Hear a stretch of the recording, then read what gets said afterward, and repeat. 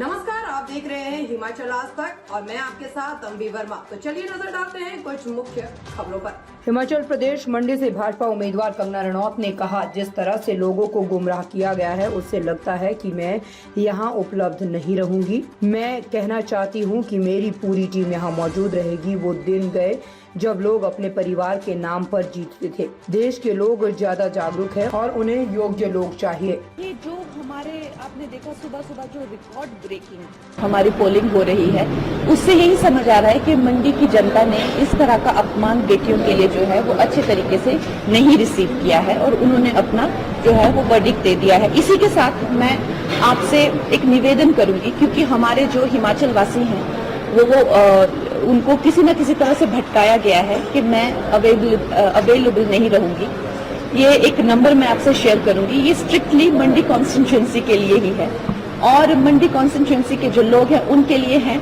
खेद करें, ये किसी फिल्म ऑडिशन, स्क्रिप्ट और फोटोज के लिए नहीं है।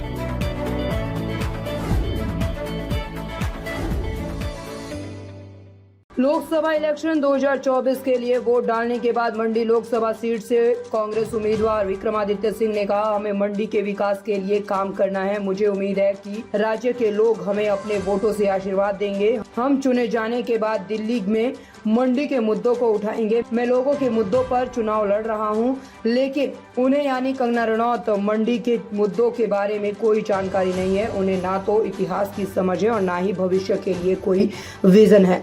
समय आ गया है कि वह अपना सामान बांधना शुरू कर दे।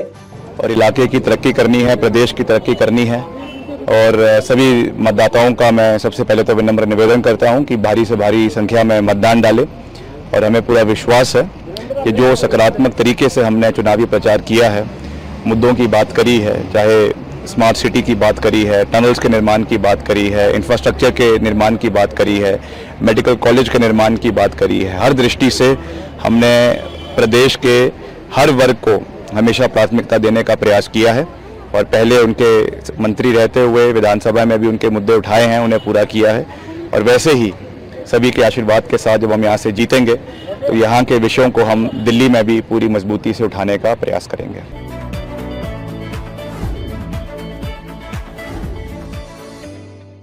वोट डालने के बाद हिमाचल प्रदेश के सीएम सुखविंदर सिंह सुक्खू ने कहा, मैं हिमाचल के लोगों से लोकतंत्र के उत्सव में भाग लेने की अपील करना चाहता हूं। पिछले 14 महीनों में हमारी सरकार को गिराने की कोशिशें की गई, लेकिन बीजेपी ने पैसे की ताकत का इस्तेमाल करके अपनी सरकार बनाने की कोशिश की। हमारी सरकार कम से कम अगले 3.5 साल तक सत्ता में रहेगी। राज्य के लोग इस बार चुनाव लड़ रहे हैं और उनके यानी कंगना रनौत और विक्रमादित्य सिंह के बीच कोई प्रतिस्पर्धा नहीं है। किस तरह से आपकी उम्मीदें हैं?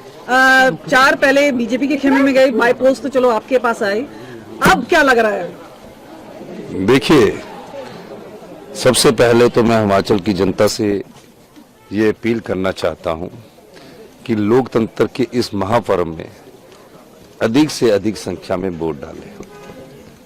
दूसरा, ये चुनाव 2 मुद्दों को लेकर हो रहा है। एक मुद्दा 15 महीने में हमारी सरकार का कार्यकाल, जो हमने जनता के हित में काम किया, ओपीएस दिया, 1500 रुपये दिया, रेवेन्यू रिकॉर्ड्स में हमने म्यूटेशंस जो 10-10 साल से नहीं होते थे, 1 लाख म्यूटेशन 3 महीने में किए। और भी कई योजनाएं हैं जिसमें किसानों की आर्थिकी मजबूत हो, महिलाओं के लिए सम्मान मिले, युवाओं को रोजगार मिले।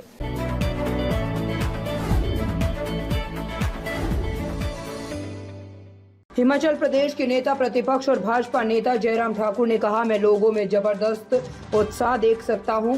प्रचार लंबा था लेकिन ये जोश के साथ अंत तक जारी रहा। मुझे विश्वास है कि भाजपा हिमाचल प्रदेश की सभी 4 सीटों पर जीत हासिल करेगी। हम उपचुनाव भी जीतेंगे। सर, आज मतदान का दिन है, क्या उत्साह है, क्या उम्मीद है? मैं देख रहा हूं कि मतदान करने के लिए बहुत बड़ा उत्साह है लोगों में। सुबह ही 7 बजे के उस शुरुआती दौर में ही रुझान देखने को मिला। मैंने हर जगह, काफ़ी जगह मेरी बातचीत हुई है। सुबह ही लाइनें लग गई थी और शायद ये भी कारण रहा होगा कि गर्मी का मौसम है और गर्मी के मौसम में सुबह का समय अच्छा रहेगा और इस कारण से भी ज़्यादा रश देखने को मिला है हर जगह मतदान केंद्र पे। मैं यही देख रहा हूं कि मुझे पूरा उम्मीद है कि जिस तरह से कैंपेन इस बार लंबा कैंपेन था, लेकिन उसके बावजूद उत्साह अंत तक बना रहा। और हिमाचल प्रदेश के संदर्भ में अगर मैं बात कहूं, प्रधानमंत्री जी का भी 2 जगह आना हुआ, नाहन में और मंडी में, और हमारे गृह मंत्री जी का भी आना हुआ, पार्टी के हमारे राष्ट्रीय अध्यक्ष जगत प्रकाश नड्डा जी का भी आना हुआ, योगी जी का भी आना हुआ, और सभी बड़े नेताओं का आना, गडकरी जी का भी आना हुआ।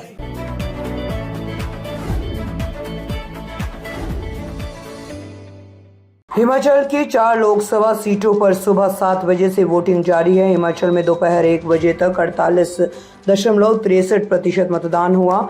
मंडी में सबसे ज्यादा 50.44% वोटिंग हुई है।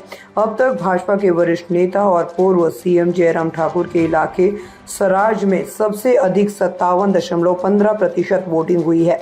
2019 में भी सराज में 81.52% मतदान हुआ था और तब भी ये इलाका हिमाचल में पहले नंबर पर रहा था। उधर हिमाचल की 6 विधानसभा सीटों पर उपचुनाव के लिए भी वोटिंग चल रही है। दोपहर 1 बजे तक कुटलेहड़ में 49%, धर्मशाला में 41.14%, बड़सर में 35%, लाहौल स्पीति में 55.35%, गगरेट में 44.63% और सुजानपुर में 42.03% वोटिंग हुई है। हमीरपुर लोकसभा सीट से भाजपा उम्मीदवार व केंद्रीय मंत्री अनुराग ठाकुर ने परिवार के साथ हमीरपुर में वोट डाला।